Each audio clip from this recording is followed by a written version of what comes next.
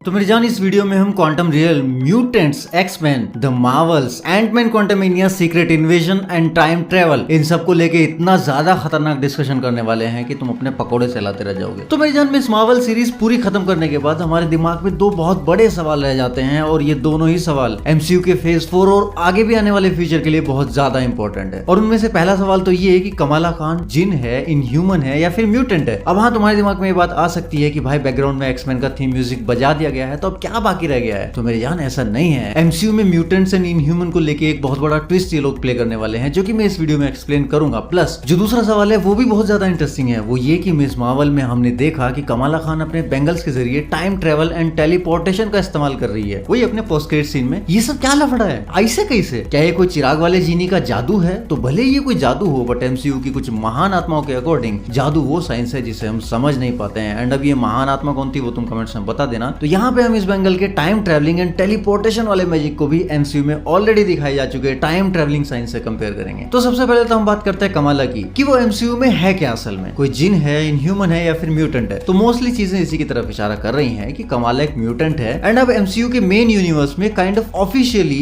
X Men की entry होने वाली है। ब्रूनो का म्यूटेशन शब्द का इस्तेमाल करना और बैकग्राउंड में एक्समैन का थीम म्यूजिक प्ले होना, ये सब तो नॉर्मली जिसने शो देखा है उसे भी पता है। बट एक और चीज जो इसके म्यूटेंट होने की तरफ इशारा करती है वो ये कि एमसीयू में मिस मार्वल की जो पावर्स हैं वो बेसिकली कॉमिक्स वाली मिस मार्वल से इंस्पायर्ड ना होके कॉमिक्स में एक्समैन के मेंबर रह चुके एक दूसरे कैरेक्टर आर्मर पे बेस्ड थी। और ये मैं नहीं बोल रहा हूँ, मिस मार्वल का कैरेक्टर प्ले करने वाली एक्ट्रेस ईमान वलानी खुद बोल रही है। तो हम कह सकते हैं कि एमसीयू में मिस मार्वल का कैरेक्टर कॉमिक्स वाली मिस मार्वल एंड आर्मर नाम के इस कैरेक्टर का मिश्रण है, यानी कि एक इनह्यूमन एंड एक्समैन का कॉम्बिनेशन है, जो कि मुझको अपनी अगली थ्योरी की तरफ लेके आता है। एक बार को मान लेते हैं कि कमाला म्यूटेंट है, बट हम ये भी जानते हैं कि म्यूटेंट्स की पावर्स तो पैदाइश से एक्टिवेट होती हैं। अगर किसी म्यूटेंट की पावर्स बाद में किसी टेरिजन मिस्ट टाइप की चीज के संपर्क में आने के बाद एक्टिवेट होती हैं तो उस प्राणी को इनह्यूमन कहा जाता है, ना कि म्यूटेंट। अब तुम बोलोगे कि इस बेंगल का और टेरिजन मिस्ट का तो कोई कनेक्शन ही नहीं है, तो एमसीयू के मेन यूनिवर्स में इनह्यूमन का भी तो कोई कॉन्सेप्ट नहीं है ना मेरी जान। रुको जरा, समझ आ जाएगा। बट उसके पहले इतना समझ लेते हैं कि एमसीयू के मेन यूनिवर्स में most probably Inhumans and mutants के कॉन्सेप्ट को कंबाइन कर दिया गया है। यहाँ पे किसी कैरेक्टर के अंदर के म्यूटेंट जीन्स कभी भी एक्टिवेट हो सकते हैं, पैदाइशी भी या किसी चीज के कॉन्टेक्ट में आने के बाद भी। और इसको ये लोग अभी म्यूटेशन ही बोलेंगे, इतनी जल्दी एक्समैन का नाम भी नहीं देने वाले। और इनह्यूमंस को तो भूल ही जाओ अभी कुछ सालों के लिए, जब तक एक्समैन को वो लोग अच्छे से सेटअप नहीं कर लेते एमसीयू में। अब तुम बोलोगे कि इल्यूमिनाटी के 838 यूनिवर्स में तो इनह्यूमन किंग ब्लैक बोल्ट को डायरेक्ट दिखा दिया गया था। तो उसका जवाब बहुत सिंपल सा है, कहाँ है वो ब्लैक बोल्ट? यमराज के दरबार में खूब गप्पे हाँक रहा होगा? नहीं, वहां तो बोल सकता है ना, कोई मरेगा ही नहीं। कहने का मतलब ये है कि उस यूनिवर्स को भी भूल जाओ अभी के लिए। वो पूरा यूनिवर्स सिर्फ एक धोखा था मल्टीवर्स के नाम पे, और उसमें दिखाए गए सभी कैरेक्टर्स का फैन डिमांड्स पूरी करने और कॉमिक्स के कुछ कैरेक्टर्स को ट्रिब्यूट देने के अलावा और कोई पर्पस नहीं था। इसलिए मैंने पहले बोला था कि उनमें से मोस्टली कैरेक्टर्स हमें दोबारा एमसीयू में देखने को नहीं मिलने वाले। Professor x and mister fantastic दिखेंगे ऑफ कोर्स, बट इन दोनों ही कैरेक्टर्स को कोई दूसरे ही एक्टर्स प्ले करेंगे, ना कि Patrick Stewarts and John Krasinski. Professor X के कैरेक्टर के लिए तो अपने स्टैन एडगर भाई साहब बहुत आगे चल रहे हैं रेस में, वही वॉइस वाले। अब मिस्टर फैंटास्टिक कौन प्ले करेगा अभी इसकी कोई पक्की कंफर्मेशन नहीं है। अब पता है बहुत से लोगों का मन गालियां देने का कर रहा होगा, बट आनी चालू हो गई है ना रूमर्स कि एमसीयू के मिस्टर फैंटास्टिक के लिए किसी दूसरे एक्टर की कास्टिंग चालू हो गई है। ये बात मैं बहुत पहले से बोलता आ रहा हूँ अपनी वीडियोस में, बट मेरी सुनता कौन है? बड़े बड़े यूट्यूबर्स के सुनते हैं सब, जो अपनी वीडियो में बस इतना भर बोल देते हैं कि मार्वल के अंदर के खुफिया सूत्रों से मैंने अंदर की जानकारी बाहर निकाली है। तू समझा?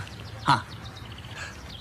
नहीं, तू समझा नहीं। ये लोग बोलते तो ऐसे हैं जैसे अपने भाई के चाचा इन्हीं के साथ बैठ के चकना खाते हो डेली रात को। खैर, हम लोग मुद्दे से भटक गए। तो इनह्यूमंस का कॉन्सेप्ट भूल जाओ अभी के लिए, अभी सिर्फ म्यूटेंट्स होंगे। और वैसे भी क्या फर्क पड़ता है यार, टेक्निकली इनह्यूमंस खाली वो म्यूटेंट्स हैं जो चांद पे रहते हैं। अभी तुमको जाना है चांद पे, तो एमसीयू फुल तैयारी कर रहा है। फीमेल सुपर हीरोज की बाढ़ आने वाली है, सब अपनी अपनी एक एक छांट लेना, वो करा देगी तुमको चांद की सर। रही बात कमाला के जीनी होने वाले एंगल की, तो वो बस नूर डायमेंशन में रहने वाले एक अलग टाइप के लिविंग बींग्स है जिनको वहां पे क्लैंडेस्टाइन कहा जाता है, दैट्स इट। और उन क्लैंडेस्टाइन्स के इंसानों के साथ क्रॉस ब्रीडिंग की वजह से कमाला जैसे कुछ बच्चों के जीन्स में म्यूटेशन हो गया, दैट्स इट। अब मैं ये नहीं बोल रहा हूँ कि एमसीयू में जितने भी म्यूटेंट्स होंगे या एक्समैन होंगे उन सब के पीछे क्लैंडेस्टाइन्स का हाथ होगा, नहीं। ये भी एक पॉसिबल वजह हो सकती है इसके पीछे। वैसे भी रियल लाइफ में भी तो कुछ ऐसी कॉन्स्पिरेसी थ्योरीज एग्जिस्ट करती है ना, जो उस्ताद डार्विन की ह्यूमन इवोल्यूशन की थ्योरी को डिनाई करती है एंड कहती है कि इंसान यानी कि होमो सेपियंस इस धरती के कुछ एंशिएंट बीइंग्स एंड कुछ एलियंस की क्रॉस ब्रीडिंग की वजह से पैदा हुआ है। और म्यूटेशन बस एक साइंटिफिक टर्म है जो कि रियल लाइफ में भी एग्जिस्ट करती है, बस कॉमिक्स वालों ने उसको उसको थोड़ा और एग्जेजरेट कर दिया है। लेकिन अगर अंदर की बात बताऊं, रियल लाइफ में भी म्यूटेंट्स एग्जिस्ट करते हैं। गूगल कर लेना, काफी सारे प्रोफेसर एक्स मिल जाएंगे आपको। तो इन्हीं थ्योरीज को इन लोगों ने कॉमिक्स में शो में अपने तरीके से अडेप्ट कर लिया। तो अब वक्त है अपने अगले सवाल पे कूदने का कि कमाला ने बेंगल्स की हेल्प से टाइम ट्रेवल किया कैसे। तो इसका सीधा सा जवाब है जैसे अपने टोनी भैया की बैंड पार्टी ने किया था, यानी कि क्वांटम रियल्म की हेल्प से। बस इन दोनों का तरीका थोड़ा अलग था। आप समझाता हूँ कैसे। एमसीयू में अभी तक कमाला के बेंगल को कोई नाम नहीं दिया गया है, जबकि कॉमिक्स में ऐसे 2 आर्टिफैक्ट्स हमें देखने को मिलते हैं जिनकी पावर्स कुछ कुछ इसी बेंगल के जैसी है, जिनको कि क्वांटम बैंड्स और नेगा बैंड्स कहा जाता है। मोस्टली आप सब लोगों ने नेगा बैंड्स के बारे में सुन रखा होगा। अब इन दोनों की ओरिजिन वगैरह क्या थी उसमें बहुत लंबा टाइम निकल जाएगा और वो मुद्दे की बात है भी नहीं। मुद्दे की बात यह है कि क्वांटम बैंड्स एनर्जी लेते कहां से हैं, और ये जानकर आपको हैरानी हो सकती है कि क्वांटम बैंड्स क्वांटम रियल्म से एनर्जी ड्राइव करते हैं और उसकी कुछ कुछ पावर्स वैसी ही होती हैं जैसी हमने मिस मार्वल सीरीज के अंदर देखी, जैसे कि एनर्जी को सॉलिडिफाई करके यूज करना। और दूसरे वाले बैंड्स जिनको नेगा बैंड्स कहा जाता है, वो अपने धारक को टेलीपोर्टेशन की एबिलिटी प्रोवाइड कराते हैं। तो एमसीयू में मिस मार्वल में ये बेंगल इन दोनों ही बैंड्स यानी कि नेगा बैंड्स एंड क्वांटम बैंड्स का एक कॉम्बिनेशन के तौर पर दिखाया गया है। और मैंने मिस मार्वल के एपिसोड 5 की ब्रेकडाउन वीडियो में बोला था कि Najma and party new dimension का पोर्टल खुलने के बाद भी उसमें ट्रेवल नहीं कर पाई क्योंकि उनके पास वो दूसरा बेंगल नहीं था, जिसका जिक्र उस बुद्धा टेंपल में हुआ था एपिसोड 3 में। क्योंकि इन दोनों ही बेंगल्स की फुल पोटेंशियल को यूज करने के लिए दोनों का एक साथ होना जरूरी है। तो अब चूंकि मोस्ट प्रोबेबली ये क्वांटम बैंड ही है जो कि क्वांटम रियल्म से एनर्जी ड्राइव करता है, तो हम जानते हैं ऑब्वियसली कि क्वांटम रियल्म के थ्रू टाइम ट्रेवल किया जा सकता है। और तुम्हें ध्यान होगा कि एवेंजर्स एंड गेम के बाद फाइकी बाबा ने कहा था कि एमसीयू के फेज 4 में क्वांटम रियल्म एक बहुत बड़ा रोल प्ले करने वाला है। और हम ये भी जानते हैं कि आने वाली मूवी एंटमैन एंड क्वांटमेनिया में हमें सारा खेल ही क्वांटम रियल्म का देखने को मिलेगा और उसी के आगे पीछे हमें सीक्रेट इन्वेजन सीरीज भी देखने को मिलेगी। और ये miss Marvel, Quantumania and secret invasion ये सब मिलकर द मार्वल्स मूवी को सेटअप करेंगी। और ये मैं ऐसा क्यों बोल रहा हूँ कि एंटमैन क्वांटमेनिया के साथ द मार्वल्स का कुछ कनेक्शन होने वाला है, क्योंकि अभी हाल ही में इन दोनों की रिलीज डेट्स को स्वैप किया गया है। अब इन दोनों ही मूवीज में होने वाली इवेंट्स के बीच कोई तो तगड़ा कनेक्शन है, तभी ऐसा किया गया है। तो ऐसा हो सकता है कि एक मूवी से कुछ सीन या कुछ शॉट्स निकालकर दूसरी मूवी में फिट कर दिए गए। तो इस हिसाब से द मार्वल्स मूवी एक काफी बड़ा इवेंट होने वाला है एमसीयू के अंदर। और सीक्रेट इन्वेजन को लेकर भी काफी सारे लीक्स आने शुरू हो चुके हैं, जिसके ऊपर मैं वीडियो बना रहा हूँ, जल्दी आपको वो भी देखने को मिलेगी चैनल पे। तो बी श्योर आपने चैनल को सब्सक्राइब करके रखा हो और घंटा बजा के रखा हो। बाकी वीडियो कैसी लगी और कैसी लगी मेरी थ्योरी मुझे कमेंट्स में जरूर बताना, और तुम भी अपनी थ्योरी शेयर कर सकते हो कमेंट्स में। और अगर पॉप कल्चर क्लब की फैंस पॉडकास्ट ज्वाइन करना चाहते हो तो हर फ्राइडे रात 9 बजे मिलते हैं हम लोग क्लब हाउस रूम में, जिसकी ज्यादा जानकारी के लिए आप हमारा टेलीग्राम ग्रुप ज्वाइन कर सकते हैं और इन सभी का लिंक आपको डिस्क्रिप्शन में मिल जाएगा। मैं मिलता हूं आपसे नेक्स्ट वीडियो में, तब तक के लिए सायोनारा।